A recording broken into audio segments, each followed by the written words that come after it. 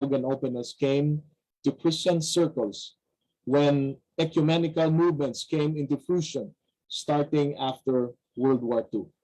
Now, all throughout the Philippine history in general, and the history of Christianity in the Philippines in particular, colonizers such as Spanish, American, and Japanese have creatively used and influenced the church and their leadership to support its economic and political military aim to the disadvantage of the Filipino people. And this has created a neo-colonial structure today.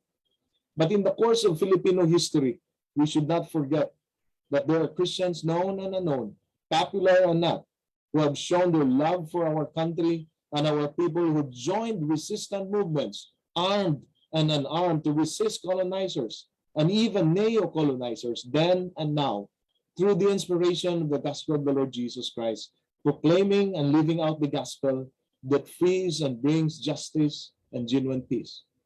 Now, my friends, that we are commemorating the 500 years of Christianity, that forms the divergent perspective of the different Christian groups and denominations in the Philippines, the basic question that we need to answer now is this: what is the impact of Christianity in the Philippines, informing, if not transforming, the Philippine economic, political, and cultural landscape towards the building of the just and humane society as envisioned in Jesus' kingdom building? Now, this series of webinar will help us to navigate the history of Philippine Christianity, and we are guided by three objectives.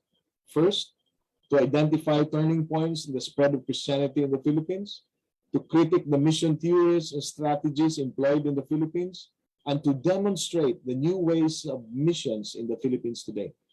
We hope that this series of webinar forum will help us not only to reminisce the past, but more so to learn the lessons of our history, and if necessary, to correct the errors of Christianity that has been creating visions and have lasting impact to the unity of the Filipino people, hindering our resolve as a nation to create a just, peaceful, and humane society. So may God bless us all. Greetings once again. Mayong gabi sa aton nga tanan. Salamat po, Reverend Francis Neil Halandoon. At this point, I'm happy to announce that we now have 45 people in attendance here in here in Zoom, and that we are now live on Facebook. So hello po sa lahat ng ating attendees and viewers. I would also like to remind you that our activity is being recorded. And again, we encourage everyone to share our Zoom link to our friends and church mates, and to share the FB Live link sa ating Facebook walls. And if you want to post highlights of our forum tonight, please don't forget to use our official hashtags, hashtag Voice Without Fear and hashtag 500 Years Christianity. Okay, now we have reached this evening's highlight. Let us get to know our resource speaker who will talk about Christianity during and post-Japanese era, from Reverend Irma M. Balaba, Program Secretary of Christian Unity and Ecumenical Relations of the National Council of Churches in the Philippines. Isang mapagbuklod na gabi sa ating lahat. Marinig po ba? Is it clear? Okay. Yes po. So, tayo po ay nagpapasalamat sa gabing ito sa ating pang-apat na pagtitipon in our series, 5 series of forum na mga topics nato for this observance as we mark this 500 years of Christianity in the Philippines. For this evening's topic, we are blessed and we are glad to have here with us, and I'm privileged to introduce to you our speaker this evening. Reverend Ferdinand Amang Ano is an ordained pastor of the United Church of Christ in the Philippines, assigned to Union Christian College. He is from Duplas, Sopiden, La Union, and belongs to the Bagong Kankanaid group. Before his assignment to UCC, Reverend Ferdinand Ano taught and continues to teach liturgy and liturgical theology at Union Theological Seminary. Reverend Ano consistently sits as member of the Commission on Faith and Order and the Theological Education Board of the UCCP. He also sits as a member of the National Board of Concerned Artists of the Philippines and is a charter member of the Concerned Artists of the Philippines Cavite chapter. Very recently, Reverend Ano was installed as the 17th president of Union Christian College, one of the oldest schools in Northern Luzon. We are so glad and happy to hear the lecture of our beloved Reverend Dr. Ferdy Ano. Good evening po, Reverend.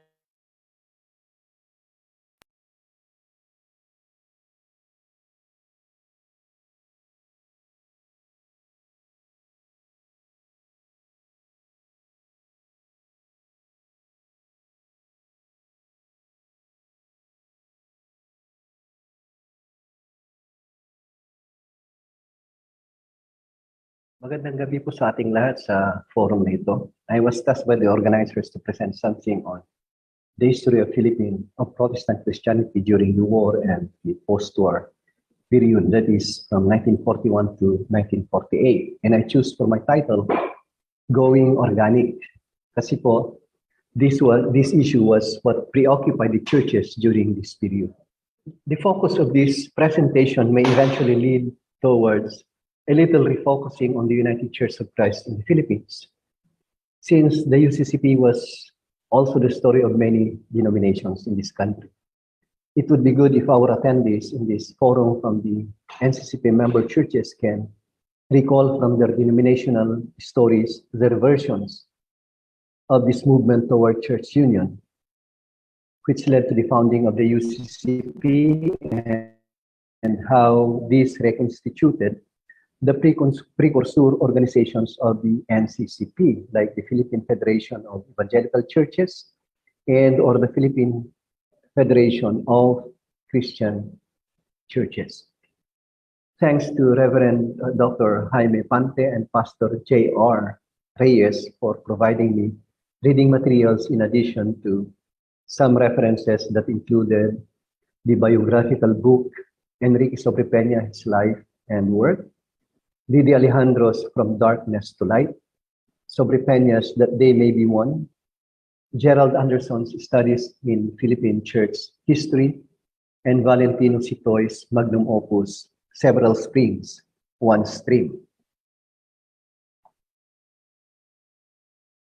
During the Second World War, when the Japanese Imperial Army took control of the country, the Japanese military government immediately organized a religious section to oversee the cultural front of the occupation of the islands. First, the religious section formed the Federation of Evangelical Churches. This was in 1942. And a year later, in October 1943, the Evangelical Church of the Philippines. Like all the other empires in history, the Japanese Imperial Army saw the cultural front as a critical area of battle. Winning the hearts and minds determines whether an imperial power lasts or not. The Spaniards did it with the introduction of Hispanic Christianity. The Americans did it with Protestant Christianity, that is after their mass slaughter of Filipinos during the Filipino-American War. And during the World War, Japan did what was expected of empires: institute their own Pax Nihon or Pax Nippon. But this isn't new for the Japanese Imperial Army, since back home in Japan, there was also an organic union of Protestant churches called Nippon Keresuto Kyodan. Before the war, dating back to the turn of the 20th century, the churches or mission boards have been aggressively working for church unity and cooperation among Protestant and non-Catholic churches. We have the Evangelical Union of 1901, the National Christian Council of 1921, and the Philippine Federation of Evangelical Churches in 1939. These efforts were happening even as some big churches were splintering into various groups. The Philippine Revolution of 1896 gave birth to the Iglesia Filipina Independiente from the womb of Roman Catholic Christianity in the country. The Methodist Episcopal Church, who came in 1899, was rocked by at least two major schisms in 1909 and 1937. And this gave birth to the Iglesia Evangelica Metodista in las Islas Filipinas and the Philippine Methodist Church, respectively. And with some indigenous Methodist churches joining some Presbyterian groups in forming the Unida de Cristo. On the one hand, there were also attempts to bring various denominations into an organic union, even as these churches were also active in the ongoing cooperation and conciliar unity among the churches. In 1929, the United Evangelical Church was organized by the United Brethren, Presbyterian, and Congregational Churches. This union was a movement toward organic union. While in the conciliar front, the former 1901 Evangelical Union was some kind of reorganized in 1929 as the National Christian Council, and that in 1938, from this same ancestry, the Philippine Federation of Evangelical Churches and or the Philippine Federation of Christian Churches, these all were organized respectively. So you have churches that were organized as a product of the schismatic movements, some churches that came together to form an organic union, and third, some efforts toward ecumenical cooperation in the form of conciliar union.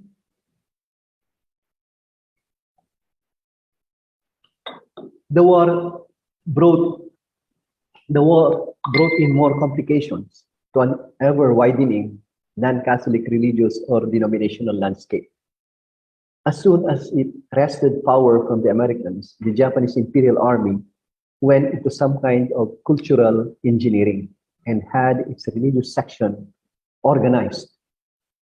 Among its programs was the formation of the Federation of Evangelical Churches, and this was like the Japanese way of disposing and replacing the pre-war Philippine Federation of Evangelical Churches.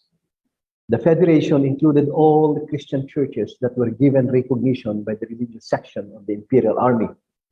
These include the following churches: United Evangelical Church, the Methodist Church, the Philippine Methodist Church, EMLF, Unida de Cristo, Iglesia ni Cristo, Church of Christ Disciples, Salvation Army, mga Iglesia ni Cristo sa Pilipinas, Baptist Church in the Philippines,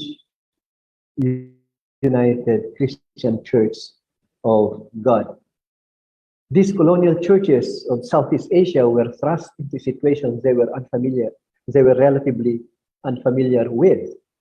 In the context of the political divide created by the Japanese invasion of the Philippine Commonwealth government, the default was the church's affinity and loyalty, if not subjection, to American mission boards and churches.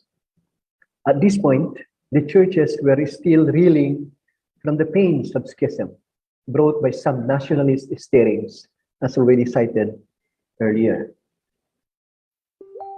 Japan, a non-Christian country that venerates the office of the emperor as divinely ordained, isn't necessarily the nationalist Filipino Christians, knight in shining armor. The nationalists were caught between a rock and a hard place. The mainstream, on the other hand, stayed unperturbed with their loyalty to the American mission boards, if not captivity, to the idea of the US as the benevolent empire. This was evident in the way the non-Roman churches responded to the initiatives of the Japanese Imperial Army to bring together all the churches in this country. Now, the resistance to the Japanese cultural engineering program was as heroic as the witness of the confessing church in Germany during the reign of the Nazis, simply because the Japanese were as blood-stained as their Nazi counterparts. It was thus an abnormality, if not an abomination, when several churches under the leadership of some Protestant leaders cooperated with the Japanese and formed an aggregation of churches called the Federation of Evangelical Churches, or later, the Evangelical Church of the Philippines.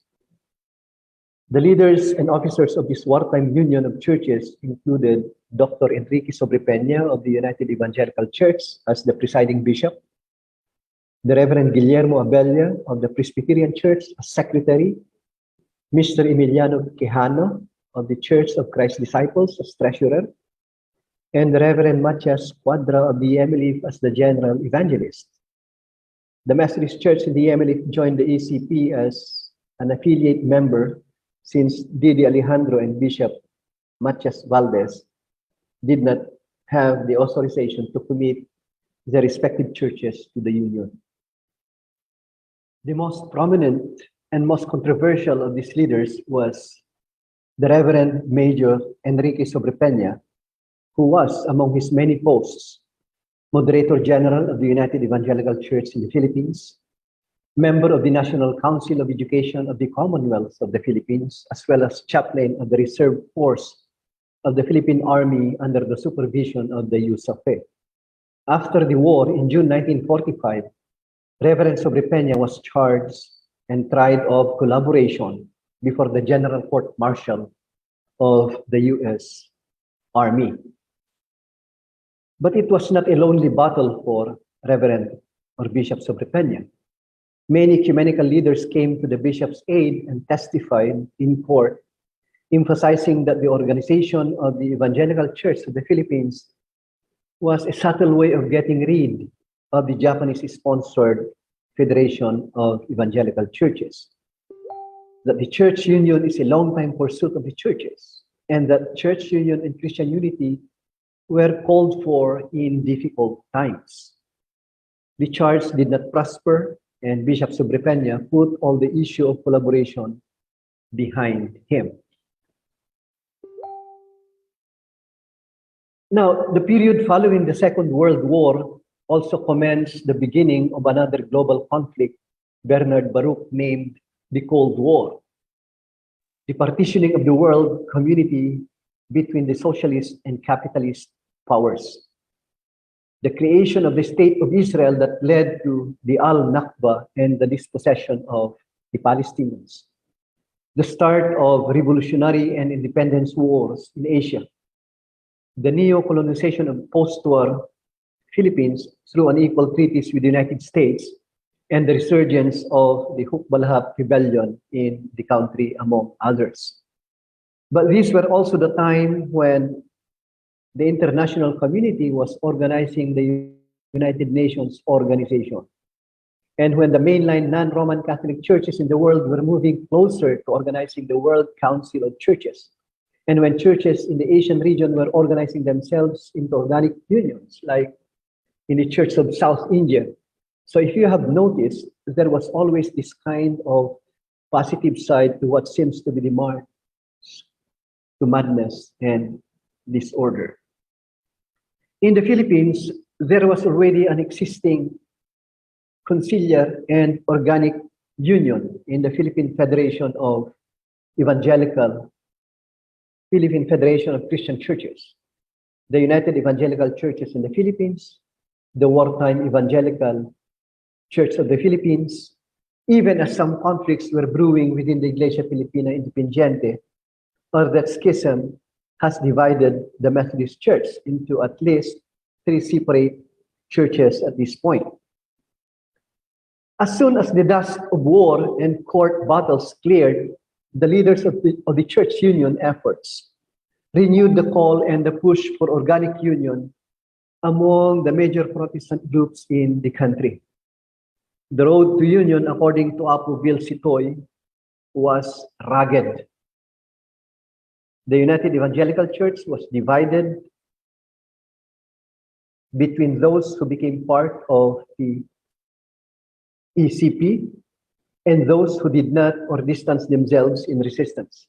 Second, the different forms of government that the churches lived and practiced.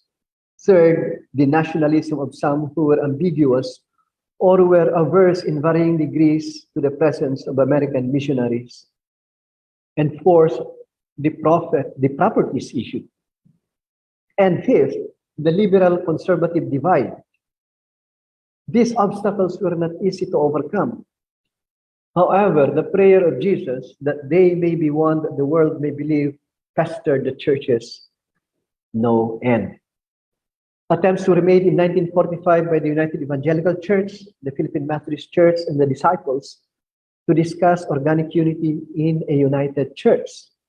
And this was later joined in 1946 by the Evangelical Church of the Philippines, who were received in the conversation. In 1947, the Philippine Federation of Evangelical Churches intervened to help broker the talk. The Philippine Federation of Evangelical Churches sponsored a conference on church union in November 47, and this was held at UTS on Taft Avenue in Manila.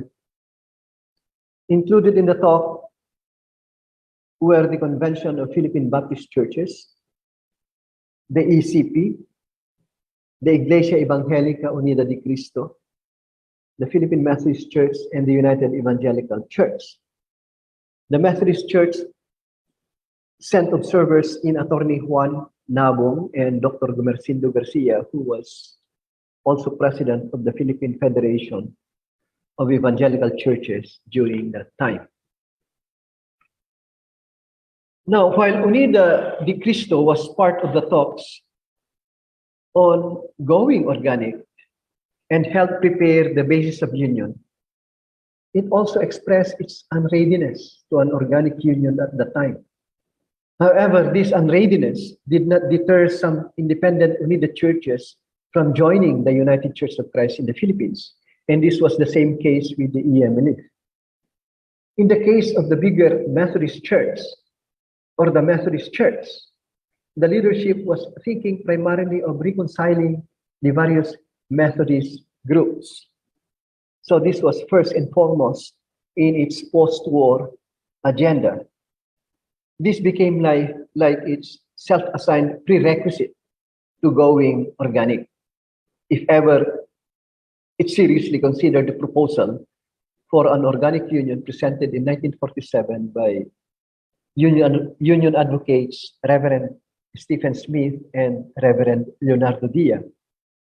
The Methodist Church's response to the proposal was, according to Bishop Alejandro, and I quote, request the chair to appoint a joint commission on church union involving the Philippines Annual Conference and the Northern Philippines Annual Conference to study the terms of the proposal and come up with recommendations for presentation to the joint session of 1948 and to the 1948 Central Conference, if it reaches to that point, unquote. It was while the union was still being studied by the Philippines Annual Conference and the Northern Annual Conference that the UCCP was organized, and thus made the discussion of union within the Methodist Church became, in the words of Bishop Alejandro, obsolete. The organization of the UCCP also prompted the Methodists to call the Philippine Federation of Christian Churches to review the 1901 Committee Agreement for the formalization of the abrogation of the 1901 Committee Agreement. This was not consummated until around 1952. This also paved the way for the eventual Methodist expansion in Mindanao, initiated by Methodist immigrants from the Ilocos region. During this time, in the more Catholic side of the spectrum, the Iglesia Filipina Independiente was racked by internal struggles brought by the crisis in leadership. This came immediately after the post-war convocation of the Supreme Council. In January 1946, Bishop Fonashier was expelled in the meeting of the Supreme Council, and in September of the same year, two Supreme Councils were convened, leading to a split between the Fonashier faction and the Bakaya faction. It took at least 10 years to resolve in court the issue, whose faction has the right to the IFI properties and official name. The Fonashir faction eventually got splintered, while the Bahaya de los Reyes faction did not only win the court battle, they also were able to secure apostolic succession from the historic episcopate through negotiations and eventual concordant relationship with the Protestant Episcopal Church of America. And during all these times, Bishop Sobrepeña was supportive of the Bahaya de los Reyes group, and that the former was conferred in 1946, was conferred honorary bishop status by the IFI. The social thought of Enrique Sobrepeña permeated both the UCCP and the Philippine Federation of Christian Churches. The separation of the kingdom of God and the world, of church and society, of spiritual and the material, according to Bishop Sobrepeña's biographers, and I quote, was one of Bishop Sobrepeña's major criticisms of the church as he began his active ministry in the Christian church. In his teaching and preaching, Bishop Sobrepeña criticized this belief as medieval and said that it had come not from authentic Christian churches sources, but from pagan ideas. In very telling terms, he would say, nothing can develop and foster a stronger prejudice than false religious ideas and institutions. That is why we find in the churches persons whose views on business, education, and political questions are of the 20th century, while the same persons have medieval religious idea, unquote. Bishop Sobrepeña, involved in efforts for both organic and conciliar union, was not insignificant insofar as the shaping of the social mind of the ecumenical movement in the country is concerned. He may have been tried and tested early, but saw Christian unity as transcending the geopolitical alignments current to his time.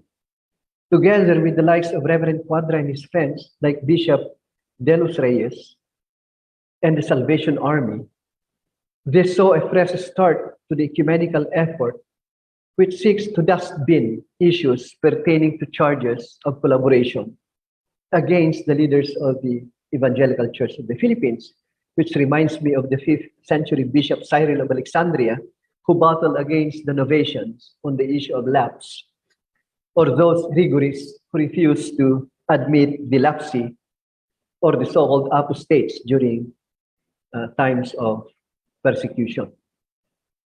The period immediately following the war was also the coming of the more theologically conservative and independent faith mission groups stimulated by the conservative modernist controversy of the 1920s. This was the beginning of what the ecumenical church regarded as the new religious movements, and some of these independent groups found their way into some of our churches and the Philippine Council of Evangelical Churches, a national council of churches founded in 1965. And now to conclude, Bishop Sobrepeña, despite the controversy surrounding his leadership during the war, was an important influence on the direction that mainstream Protestantism took vis-a-vis the issues of the wider society. Bishop Sobrepeña took the liberal stream in this debate and made it the standard social thinking of mainstream Protestants, both in the UCCP and the NCCP. We are heirs to his ecclesiology and ecumenical activism, to his social thought and missiology.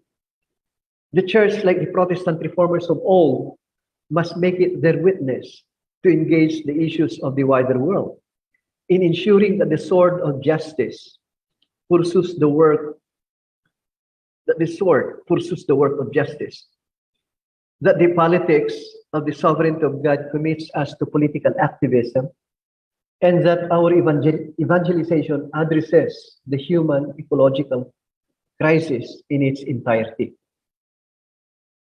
But Bishop Sobrepeña is not simply an individual.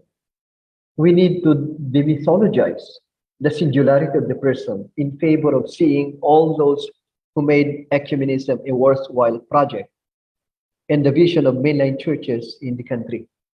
The vision came very early in 1902, much earlier than the realizations of those churches and mission boards that came together in 1910 in the Edinburgh World Missionary Conference. The spirit of the 1901 Evangelical Union moved with the ecumenical spirit that Episcopalians religiously observe, especially concerning the Roman Catholic Church, and the revolutionary ecumenism of the Iglesia Filipina Independiente that called for working alongside the masses in their struggle for justice and freedom. These are our versions of the tongues of the Spirit. These tongues of the Spirit descended upon our churches in real mysterious ways, leading towards the broadening of the ecumenical vision. Today, we are actively working with both the Roman Catholic Church and the Philippine Council of Evangelical Churches and with non-church, non-Christian entities in the pursuit of our envisioned historical translations of God's Republic, and more importantly, speaking the strange tongues in our prophetic ministry. The wartime and post-wartime churches did prove to be an important development in the evolution of ecumenism in the country. It was like a quarantine situation where we were cocooned only to come out transformed and re-energized. Whatever happened in the cocooning must be seen in relation to what transpired in the post-war period. The ecumenical movement got a new and fresh start, militating for the transformation of church and society. Maraming salamat po. Pasensya na po, napahaba.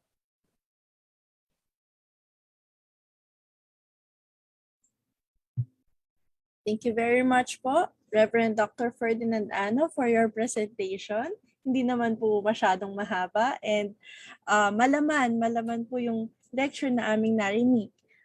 We listeners may know the name of our churches or organizations and maybe how they were founded, but many of us haven't heard to this extent how our churches were formed in relation to the other churches and organizations in the Philippines.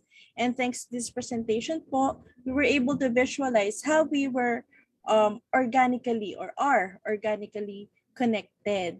And it's very interesting to see rin po how we are similar. And though we have differences, we harmoniously coexist. We heard din naman po na we are still evolving, we're still transforming po, no? And though we have differences, we will always go back to the core of our faith, rooted in love, and bring with us and spread this message of love through our work of compassion, hope, peace, and justice. Yan. Salamat po. And before we proceed, let us recognize the churches and organizations represented here tonight. Hello po. Andyan po ang Bacolod Bethany Church.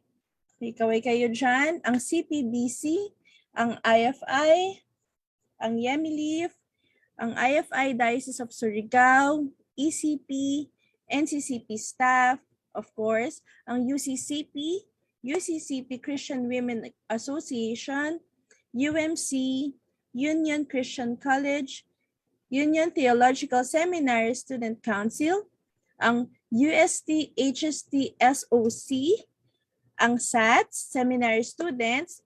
I heard marami po sila, no? As a group po sila umattend, mga nasa 20 sila. At ang SBNT PCF. Ayan, hello po sa inyo. And for those who haven't, kindly rename po your participant names here in Zoom to follow the format name, then dash or comma or colon, church or organization. So, ang importante lang po nating makita ay yung name and yung church po ninyo or organization. Okay po. And as we digest and reflect on the lecture we just have heard, we will hear a song entitled Kapait sa Kahimtang by Dr. Elena G. Makiso to be rendered by the Silliman University Divinity School Choir.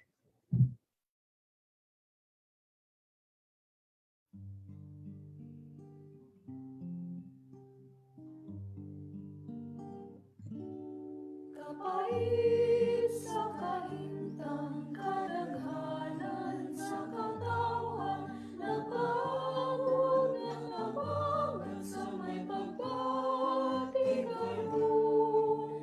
Tindog ka ng katawan karon, luyog sa buluhaton, kay nagakinahanglan gayon ang mga naalaon.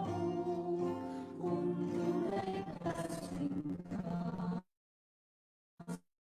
kita, ato piling matiyon, sa ilang ginabulo karon, ato silang tabangan. Ang kabus, ilimtungan, kadaghanan, masakian, sa dagang, maalamon, unta-mutabang sila. Lindo ka ng katawan karon, luyog sa buluhaton, kay nagakinahanglan gayon ang mga naalaon. Kung dunay kasing-kasing kita, ato kining matiyon, sa ilang inabulo karon, ato silang tabangan. Kadaghanan gigutom, way malungag, bisan jutay, kabataan nga maniwang napagilang usab.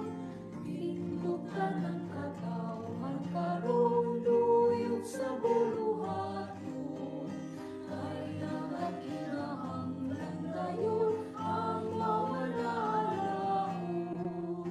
Kung dunay kasing-kasing kita, ato kining matiyon, sa ilang inabulo karon, ato silang tabangan. Ang mga yuta nga jutay, giilugan na hinuon, hinunuan ang tabangan sa may kusog o gahom. Tindog ka ng katawan karon, luyog sa buluhaton, kay nagakinahanglan gayon ang mga naalaon. Kung dunay kasing-kasing kita, ato piling matiyon, sa ilang inabulo karon, ato silang tabangan. Tindog ka ng katawan karon, luyog sa buluhaton, kay nagakinahanglan gayon ang mga naalaon. Kung dunay kasing-kasing kita, ato kining matiyon, sa ilang inabulo karon, ato silang tabangan.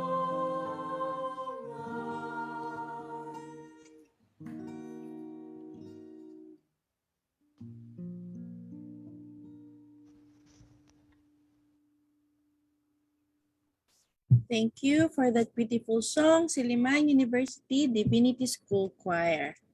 Yan, it is now time for the open forum. Let me remind everyone to use the raise hand button kung nandito po sa Zoom, and to wait to be recognized before speaking. And before turning your mics on unmute. So mag-mute lang po muna tayo kung hindi pa po tayo nire-recognize.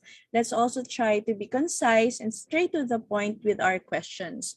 You may also type in your questions via the Zoom chat box or the FB Live comment section, and our team will maybe cluster together similar questions and read it as one. Okay? And kung wala naman pong questions, please do share with us din po your thoughts, reactions, reflections, or maybe if there's a new revelation to you coming from the lecture. And while we are composing our questions or sharing, I'd like to read some messages from our chat box. Ito po, magandang gabi po. Hello to all our brothers and sisters in faith from Charlotte, North Carolina. And dito po sa ating Facebook, watching from Manila. So from Manila to North Carolina po tayo, no? Ang laki ng reach natin. So hello po sa lahat. Good evening daw po. Sabi po, ayun, President Apoano Padayon, I'm excited to hear your presentation. Blessings. Yan, na-excite po siya. And na-excite po kami habang nakikinig din. Meron po tayo. Very informative po. Salamat po for sharing, Reverend Anyo. Thank you for sharing. Dito po sa ating Facebook, thank you for a thought-provoking presentation, Reverend Dr. Ferdy. Shoutout po kay Bishop Rex Reyes na nanonood din po with us. Watching from Dancalan, member of CPBC. Well done, President Apoano. Thank you. Ayan, very thankful po kami sa inyong pagbabahagi. Very comprehensive po. And sabi nga po ni Reverend Irma, isang bunga po na talakayan sa ating lahat. Dahil sa ngayon po, mag-proceed na po tayo sa ating open forum. And kung ready na po tayo with our questions, now is the time to type them or to raise your hand. Kung wala naman po, pwede lang po tayo magbigay ng ating reactions. Hello, Ma'am Isay.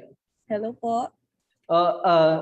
My presentation was actually meant to invite inputs since my resources were very limited. I was like uprooted from Union Christian College, where we have a Union Theological Seminary, where we have the library for this on this topic. Here at Union Christian College, we only have some histories regional histories of our churches in the region. And so it's like I'm presenting just some very few limited lenses and mainly coming from the likes of the UCCP and the Methodist Church, but not much from the, especially from the Convention of Philippine Baptist Churches and the Anglicans and the Episcopalian Church in the Philippines. I don't have much resources, so I think this is the venue where we can have this kind of conversation as to how we participated in this movement towards church union at this point, as stated from between 1941 and 1948. Opo. Thank you po for that. And dun po, meron po tayong participants from CPBC. Yun po yung, hindi ko lang po sure kung meron from Anglican, pero we encourage them din po to share. Baka meron po silang pwedeng i-add dahil nga po kung meron po tayong hindi masyadong na-expound on those areas, baka po meron pong pwedeng mag-share, no? We welcome din po sila. And ito po, magbasa po muna tayo din ng mga inputs. A very enriching talk, not only in the context of the growth of the ecumenical faith, but also of an academic relevance. So much blessed for being part of this discussion. Proud of you, my sir, Reverend Dr. Ferdinand Ano. Okay. Meron po message sa akin. Our president is Reverend Samuel Talha. Kasama po ba natin siya? Ma-recognize din po natin. Hindi ko po nakikita sa participants list. Ayan, andito rin po si Dr. Ben Ngayaan. We are inviting you po to give an input kung willing po kayo.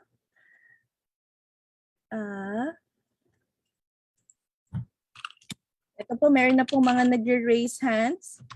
Ayan, we are also acknowledging the presence of Bishop Toquero. Hello po. Sige po, Reverend Toquero.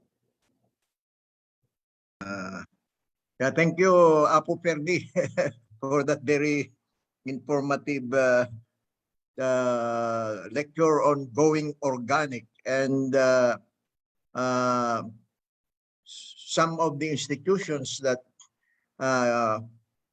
you perhaps you did not mention, but it's in your mind in this going organic that started in 1907 is itself the Union Theological Seminary, and it brought the participation of several denominations and also the Philippine Christian University.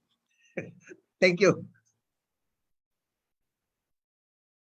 Thank you po.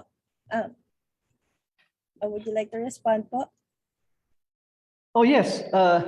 Union Theological Seminary. In fact, my bias is for my own denominational tradition. I came from the United Brethren tradition, and I was reading some books from that period, and I saw a lot of documents mentioning the significance of Union Theological Seminary, especially in the missionary work of the mission boards in this area of the country.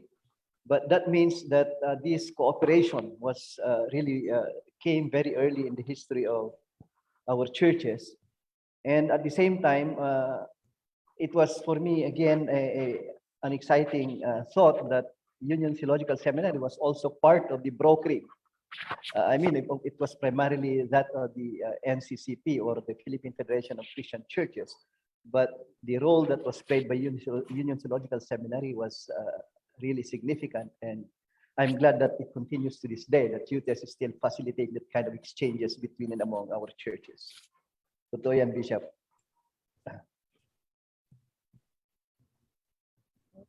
Thank you po. Nag-raise na rin po ng hand. Ito po si Reverend Ben Ngayaan. Invite na rin po natin na mag-speak and bigay po yung input or mag-question. Thank you very much po. Muli, maraming salamat po. Indeed, very informative. And sa aking pagtuturo ng Philippine Church History, hindi ganoon ang ginugugol ko doon sa time na yon. So I've learned a lot sa inyong sharing. And you always surprise us with a very, very interesting way of presenting your topic by titling it with organic, going organic. Parang mark nyo talaga yan, no? Anyway, yes, and thank you very much also for highlighting Sobre Peña. There was one time I was looking at the history of the IFI, and I think the Episcopal Church and UCCP indeed have equal claim on the help they actually were able to extend to the IFI. But it's really new to me, yung information na ganon nakadevelop yung kanyang ecumenical and social thoughts. So that's, to be honest, very new to me. Maybe I haven't read enough materials on Sobre Peña. In relation to that, I wonder whether the ecumenical and social thoughts of Bishop Sobre Peña was somehow a belated influence or belatedly influenced by the social gospel in the 19th century, which was, though highly criticized at the time, continued on to influence quarters of Protestant Christianity. Because I'm thinking of the report actually submitted in 1932 saying that mission should be redefined to not to just focus on evangelism, but also to look on the social aspect of the gospel. So I wonder if you have stumbled on comments that would connect him to that kind of movement, earlier movement. Thank you very much. Thank you, Dr. Ben. Yeah, firstly, maybe I just want to start by saying that Well, Bishop Sobrepena came from the United Brethren tradition. It has some kind of Wesleyan roots also, and Ayan. very strong in its emphasis on social holiness.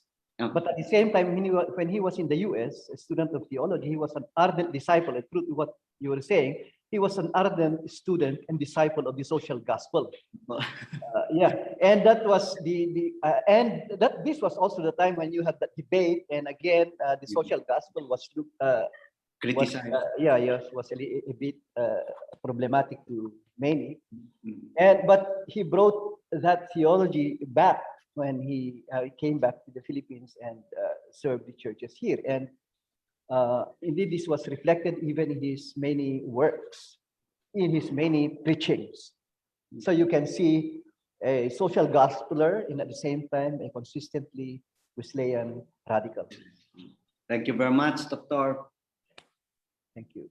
Now again, my bias, because I came from the North Central Luzon Conference of the UCCP, where Sobrepena, yes. came from, and but at the same time, I think it's fair to also highlight him because of the consistency of his name being there in all these efforts. I mean, this mid 20th century up to the post-war period, he's really active in pushing for. It was the wartime issue that stained his name, but at the same time, it's good to. I did not include in my presentation actually the many words that were said about his case and how he was defended by people from various denominational groups for his leadership during the war.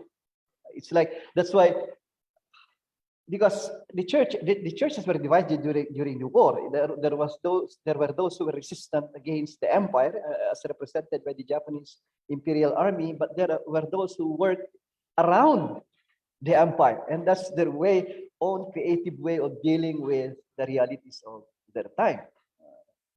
So it's very interesting to dig deeper into that. Thank you. Thank you, Akube. Thank you po. We have here not a question but additional input po from Reverend Francis Neil Halandoon. After the committee agreement, the Presbyterians went to Dumaguete. The Presbyterians and the Baptists cooperated at first to run the Iloilo Mission Hospital. Later, the Presbyterians turned it over to the Baptists. Yan. Thank you po.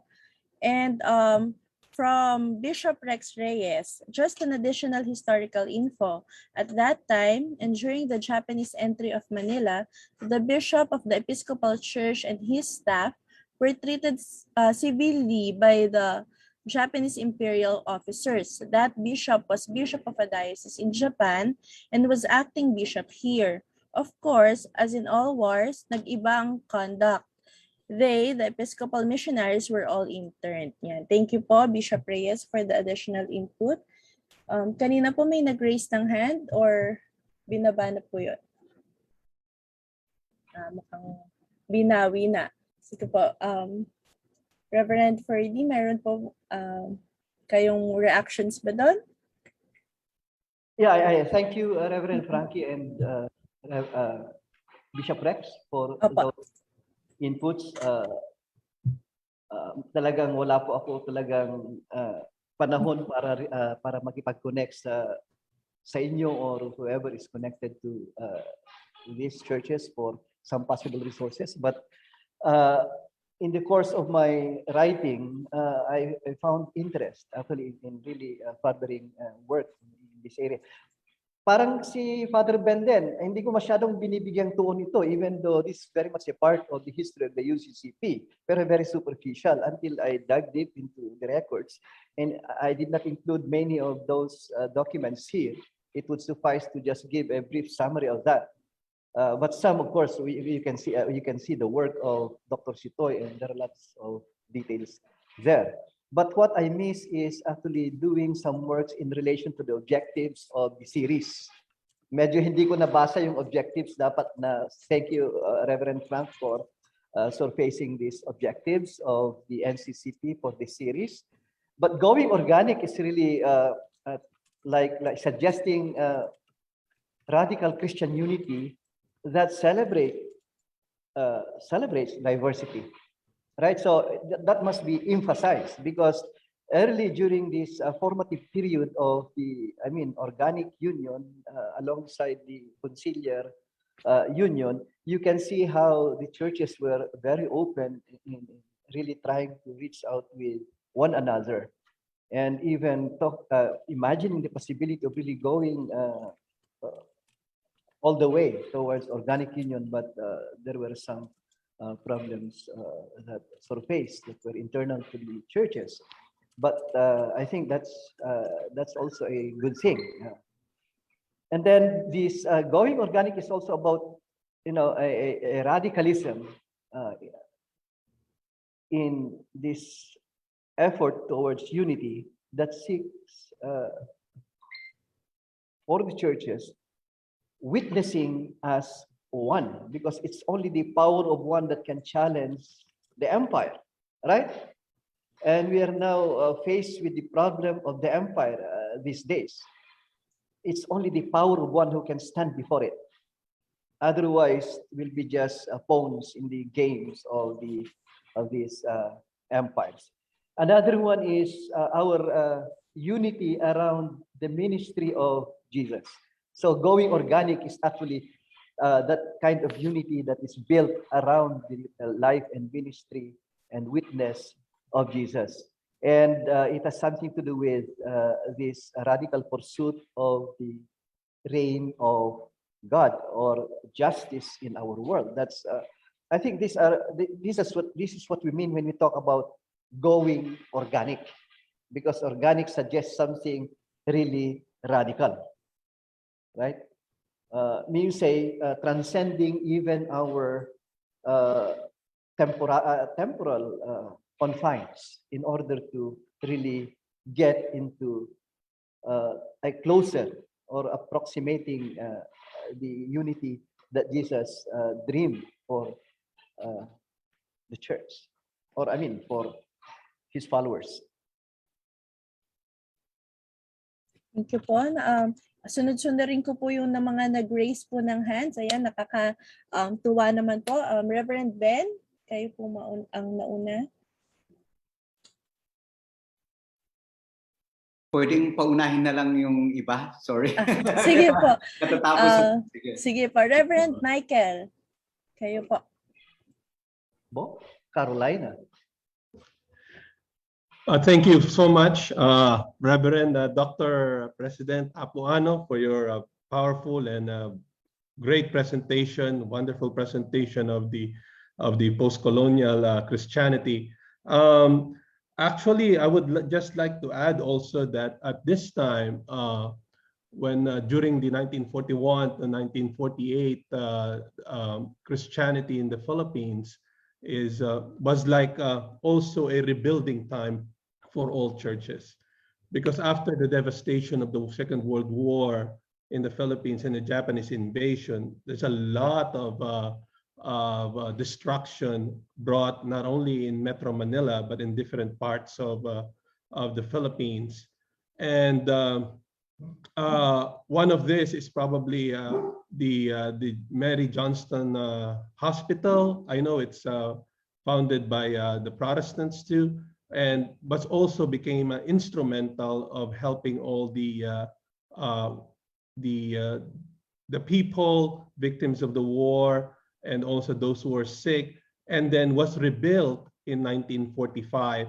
So that's what I think one of the I would say contributions during the time of the Japanese occupation. And also I would like to say the thought that I'm not saying the Filipinos are more progressive compared here in the United States, but the idea that when United Church of Christ in the Philippines was built in 1948, we were ahead of time here in the United States, because the U.S., the United Church of Christ here in the U.S.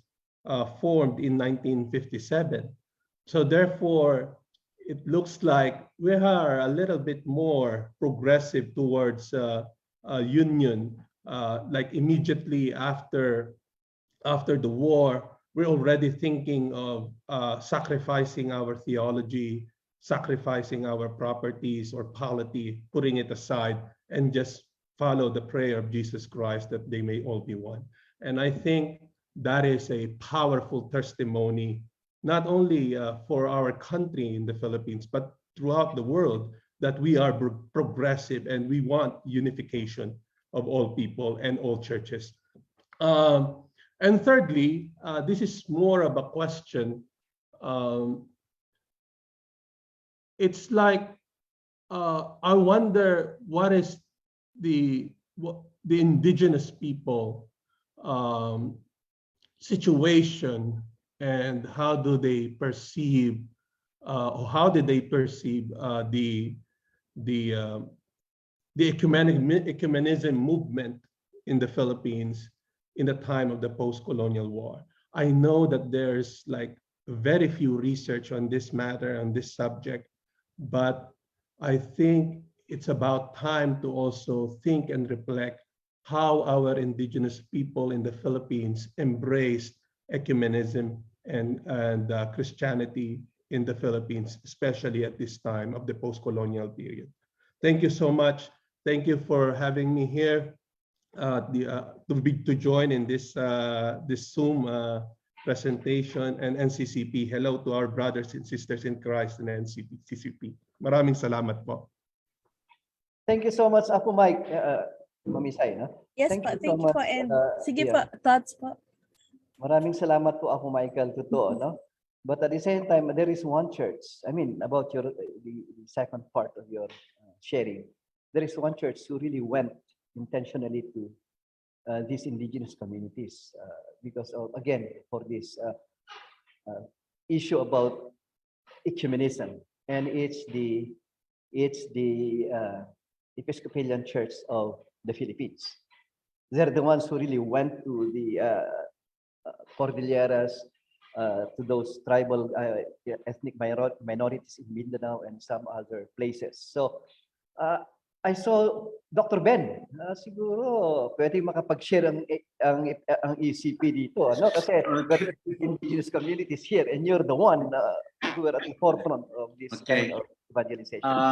Yes, I think what I was raising my hands, and what I was about to share has something to do with this one too.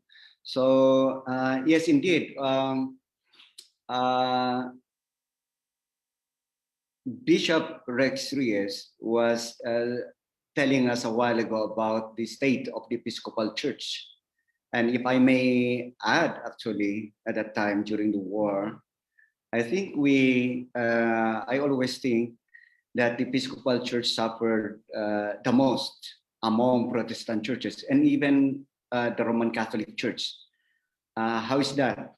Well, we started very late in training the indigenous people. Ironically, of which for the most of the mission of the Episcopal Church, the church was able to work within the indigenous people, and yet it only started to train them in 1927. So what happened was, during the war, when all the Americans and the missionaries were interned in internment camps, or concentrated internment camps, the Episcopal Church in the Philippines found itself wanting of the clergy, because they only managed to ordain 2 priests and a deacon at the time. So that's one way in which you can say that the mission of the Episcopal Church in the Philippines suffered the most. And when it comes to building, since the churches of the Episcopal Church were mostly situated in the Cordillera, and at some point the guerrillas ran into the Cordillera, into the inland, the Japanese followed them and made use of our churches as barracks. And when the Americans came back, they indiscriminately bomb all those buildings that they have suspected of becoming the camps of the Japanese. So in two ways, we were really devastated, and rebuilding was almost impossible. That leads me to the point that I will be talking about later. So indigenous, in our case at least, very delayed yung kanilang participation. Even when we were talking about, for example, autonomy, things like that, it was actually the indigenous people who were trying to hold on. So it was, but there were also few who were very ready to go towards that direction. So it's really a situation wherein I think we prepared our people very late, and of course there are some advantages of that one. We did not have to undergo some of the systems that you have mentioned earlier, because those systems were actually very much influenced by national sentiments. It really depends on where you are coming from in looking at the situation. But that leads me to the second point that I was about to say. Ironically, in this situation, after the war, you might think that because it was the period supposedly of rebuilding the church after the devastation of the war, you would see the churches very conservative with their actions. But what you can see in this organic, going organic thing, and at least in the Episcopal Church also, they were trying to aim for almost impossible dreams, something like that, like relocating all our key institutions. There is one very, very, should I say, ironic, because it's just after the war. But America actually, I think, was the most, the country that gained most. And that actually spurred a lot of things in America. For example, upsurge in interest in mission. So they started funding, giving funds. You wouldn't expect them to really pour in money at the time. And then at a very much later time, this the one that Dr. Anu mentioned about the Cold War, all these things played their part. So in that sense, it looks like it was very, very impossible for the Filipinos to do all these things. But what I'm trying to say is we also had the support of Americans who were already fired to do mission after the war. So you can read comments like, if we are going to send economists, soldiers in China and other parts of the world, why don't we send missionaries? So you have that kind of environment at the time. And so it's partly an information or additional information. But I am also wondering if what I have observed in the ECP was also true with other churches. Was there an increase, dramatic increase in the number of missionaries around that time? So if there were a dramatic increase, that's another aspect, which is, I like the way you put it, Dr. Anu, when you problematize what was happening in the organization of UCCP, and which is supposedly national in character, and yet you still have this heavily influenced, colonially influenced churches in the Philippines. So, so my question is, was my observation about the Episcopal Church true to other churches that remain to be connected with the mother church in America? Thank you very much. Thank you, Father Ben. Shall I respond? Thank you. Naisay? Go ahead po. Yeah, thank you. First, may I share to you like an observation from one Episcopalian from the Cordilleras. She was saying that compared, for example, to the more independent church groups and mission groups, the ECP is more open to the Cordilleran culture or the cultures. And they really celebrated the cultural gifts of the Cordillerans compared to these groups. And even while there's politics and economics involved in the maybe in the mission work, culturally there is some kind of openness, and this was some kind of uh, a very empowering experience for the Cordillerans, even if they're trying to also address the other facets of their lives. Now, on the issue of whether or not there was an increase on the presence of American missionaries following the war, it's a different case. For example, in the Philippines and some other denominations, where there were some the last of the batches of missionaries in the UCCP. That includes, of course, the first general secretary and those who were part of the leadership of the union efforts during the immediately following the war. But at the same time, there was a decline in number until sometime in the 70s. They're eventually out of, I mean, they were coming to us more as fraternal workers than missionaries. So there was this redefining of mission work and the role of missionaries in our indigenous ministries. So there was a decolonialization, to use Reverend Michael's. There was this decolonialization in the way we do mission, and its seeds started from the post-war period. So this is a different case in some of the mainstream Protestant denominations. Thank you. Thank you po. A comment from our Facebook Live viewers, from Carlos Ocampo. Dr. Ferdy, we need to check the facts, but I was informed that Cosmopolitan Church in the UCCP was actively playing a role in opposition during the Japanese occupation of Manila, but it led to the Philippine Methodist Church to join the UCCP. And Bishop Navarro from Pangasinan played a very crucial role in the UCCP governance and polity. Thank you very much po for that additional information.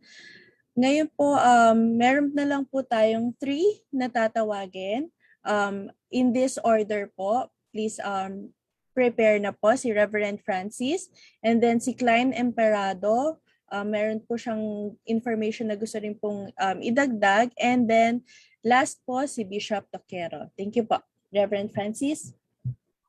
Thank you very much. And thank you, Dr. Ferdinand, for the lecture and the information. And thank you for your desire to know more about the Convention of Philippine Baptist Churches.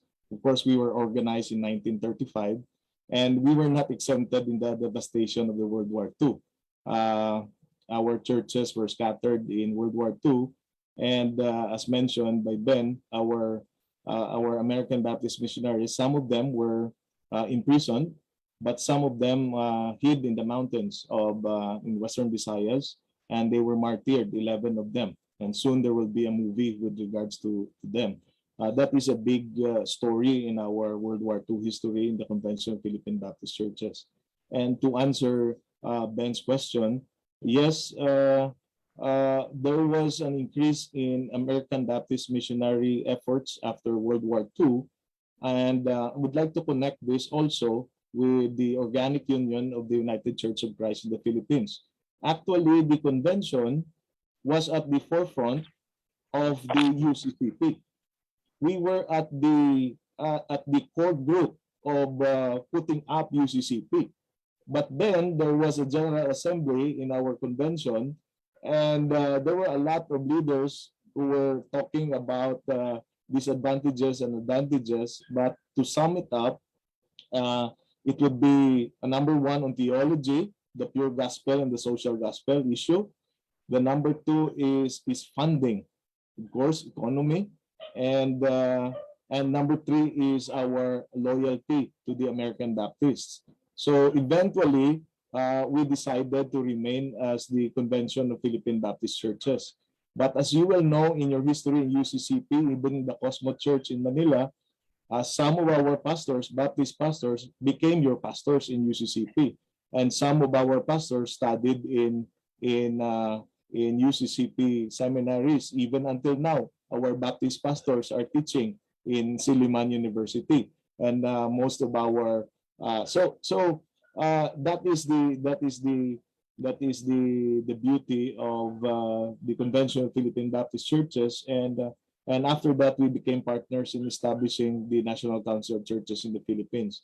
And yes, Ben and Sir Ferdy, the American Baptist missionaries there were a lot of efforts after World War II, and eventually there were no more American Baptist missionaries in the late 1990s anymore. So it's now partnership in missions, and our pastors who are there already in the U.S. Became part of the American Baptist churches, and until now we continue to have the partnership, not just in funding, but more so in ministries, especially here in Asia. So that is to give more information with regards to the Convention of Philippine Baptist Churches, and also to react on some of the points of what Ben pointed out earlier. Thank you for the time that you've given to us. Thank you po. Meron po ba kayong response or? Sige, No, I sige. just nagpapasalamat lang po kay Reverend Francis for sharing, her thoughts as coming from the city. Yeah, kaya sinabi ko doon, nandun eh. You were part of of those who really framed the basis of union until the day came and you simply disappeared. That's why I crossed it. So what were left were the ECP, the UAC, and the Philippine Methodist Church. Thank you. Thank you. Maybe the biggest issue is the finances during that time. Because we were rebuilding our schools, like Central Philippine University. That's a 24-hectare campus, and maybe there was a threat that if we will go organic with UCCP, we would no longer receive funds from the American Baptist churches. So those were some of the considerations that we had during that time. I'm actually seeing developing a thesis here, but I need to find more sources to buttress my thesis. Regarding, for example, the root reasons why, for example, the UCCP. Those some churches persisted to really go into organizing the United Church of Presbyterians.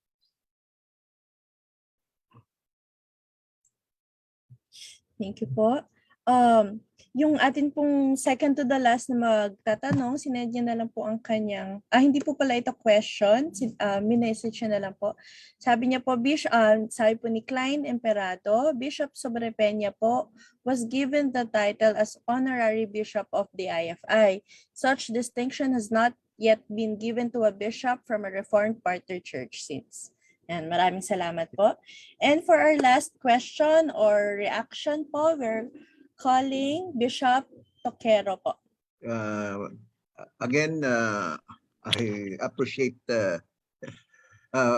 Apo Perdes sharing with us his research and especially perhaps the social teachings that came from Bishop Sobrepeña as part of the United Brethren and Evangelical Church tradition, because here in the history of the Wesleyan social witness, we have the Evangelical Church and the United Brethren.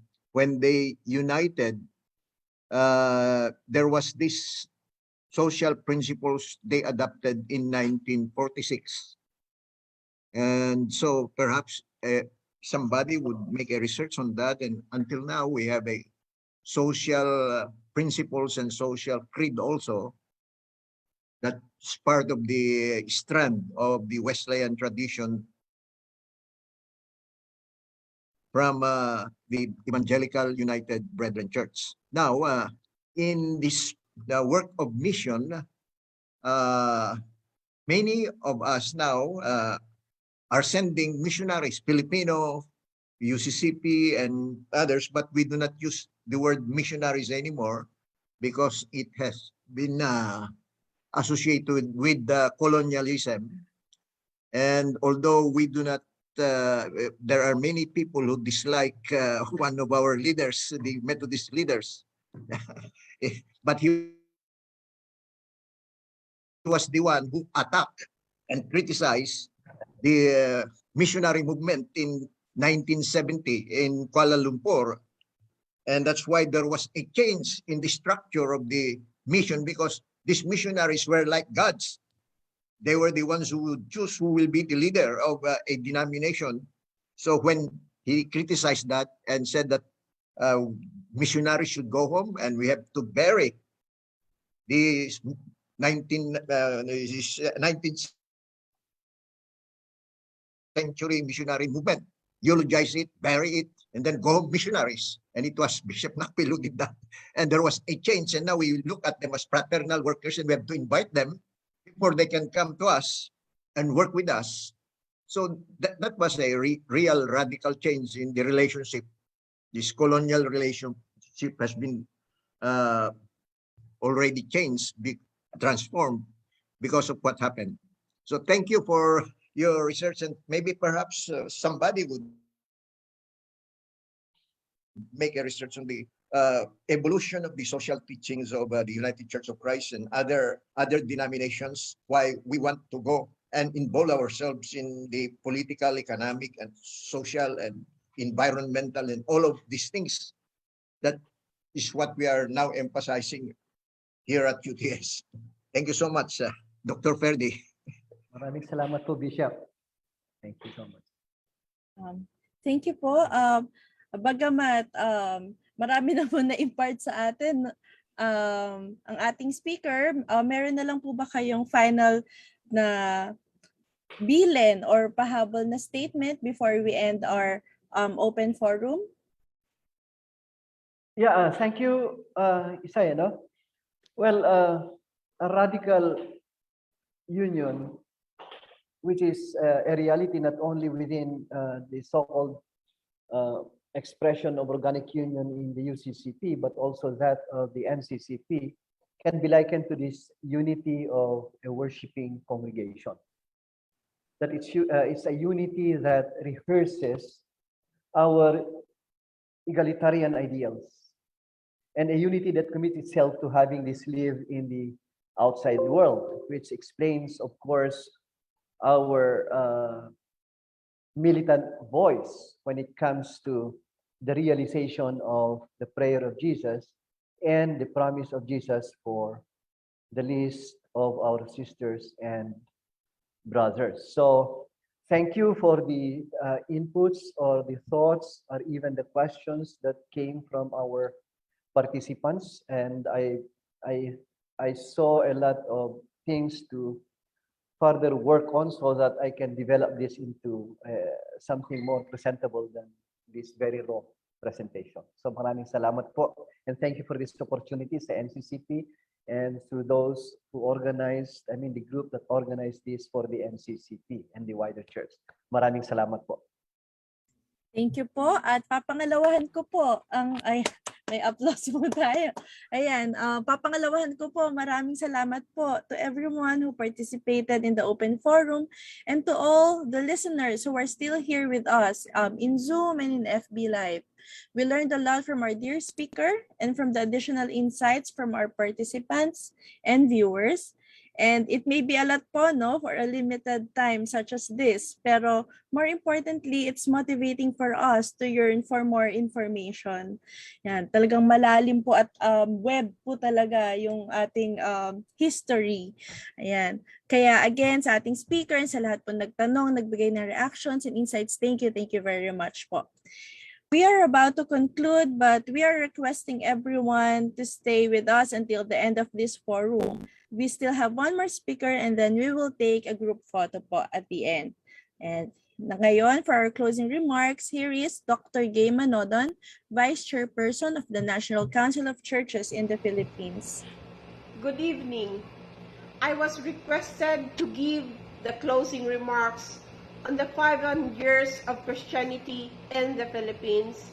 And wow, that's half a century already.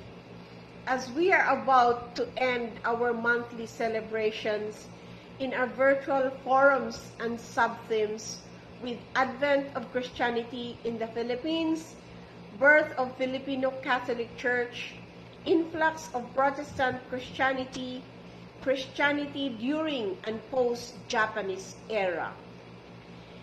Topics that have challenged us, topics that brought tears to our eyes, remembering the Christians who have shown their love for our country, known and unknown, popular and not,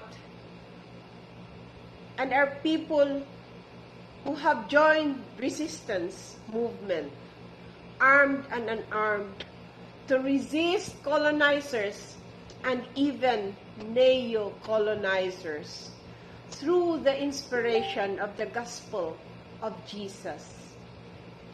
That as we stand today in awe of our fallen countrymen for justice and peace that has been attained, of course, we know that genuine peace is not fully achieved. And part of this series is our call to our government to go back to the peace process negotiation. We are not only challenged, we have not only shed tears, but of course, we become serious as we try to navigate the history of the Philippine Christianity. The turning points in the spread of Christianity in the Philippines, as we hear and learn the critique on the mission strategies employed in the Philippines and the ways of missions in the Philippines today. We also have a sad face as we discuss on how the colonizers such as Spain, America, and Japan have creatively used and influenced the church and leadership to support its economic, political, military aim to the disadvantage of the Filipino people, creating neo-colonial structure today.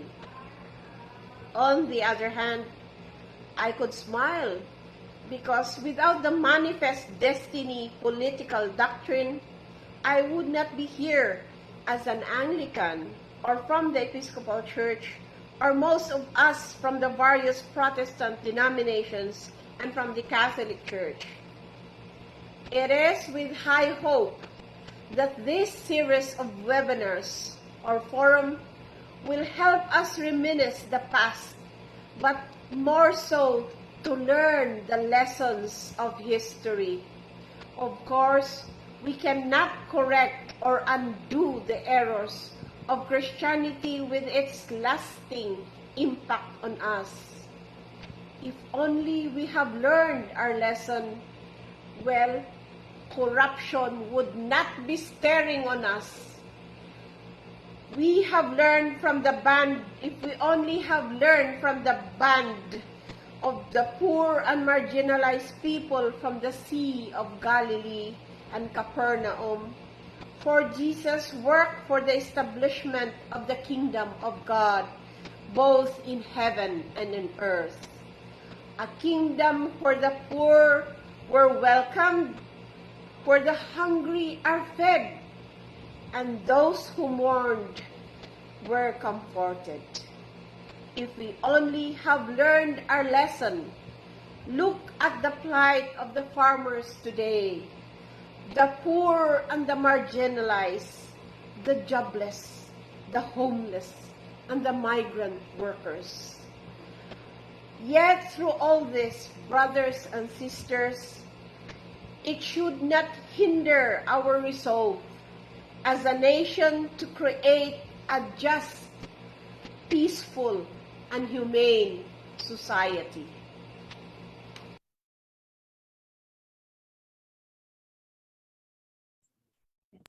Thank you very much po, Dr. Gay Manodon, for the closing remarks. Muli po, thank you to all the attendees, to the speakers, and to everyone involved in this program series, the whole Faith and Order Committee, and the NCCP staff.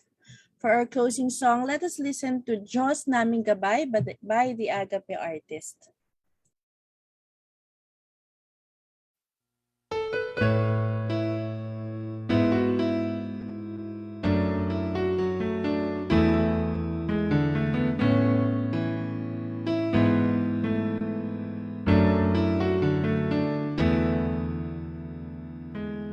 Panginoon,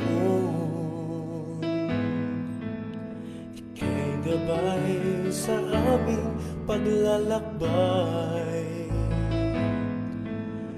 Yapak mo at diwa, sinisikap na sundan. Isabuhay ang iyong katuruan. Panginoon, gabay sa aming pagsisakay upang malampasan mga pagsubok at hadlang. Nagbibigay lakas at liwanag sa daan. Kumikilos ka, O Diyos, sa patuloy na kasaysayan. Kumikilos ka, Panginoon, sa pagbabago ng lipunan. Ikaw ang aming sandigan, katuwangan, kaibigan. Diyos na aming gabay sa pagtatanghal ng kalayaan.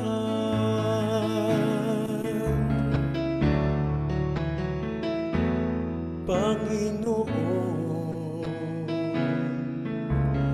Ika'y gabay sa aming pagpapanday ng iyong sambayanang may matuwid na kaayusan, may kasaganaan, kapayapaan. Panginoon, Ika'y gabay sa pagpapanibagong buhay ng iyong kahariay, maitanghal sa sanlibutan. May pagkakapatiran at wala ng digmaan. Kumikilos ka, O Diyos, sa patuloy na kasaysayan. Kumikilos ka, Panginoon, sa pagbabago ng lipunan. Ikaw ang aming sandigan, katuwangan, kaibigan. Diyos na aming gabay sa pagtatanghal ng kalayaan.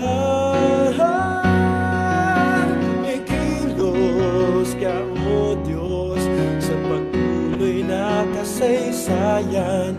Kumikilos ka, Panginoon, sa pagbabago ng lipunan. Ikaw ang aming sandigan, katuwang at kaibigan. Diyos na aming gabay sa pagtatanghal ng kalayaan.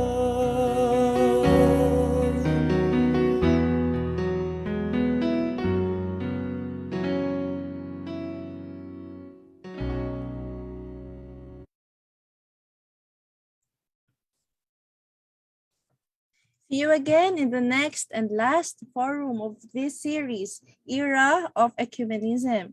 Follow and check out the NCCP Facebook page for the schedule and registration link. And as our last request to all the Zoom participants, please start your videos, turn on your cameras for our picture taking. And to everyone watching, you can still share our Facebook Live post-event video and our event highlights with the hashtags Voice Without Fear and 500 Years Christianity. We also encourage everyone to observe the Ecumenical Witness Sunday on November 21. The NCCP will provide a liturgy and sermon guide. Just send a message in the NCCP Facebook page for a copy po. Thank you, keep safe, and good evening to all.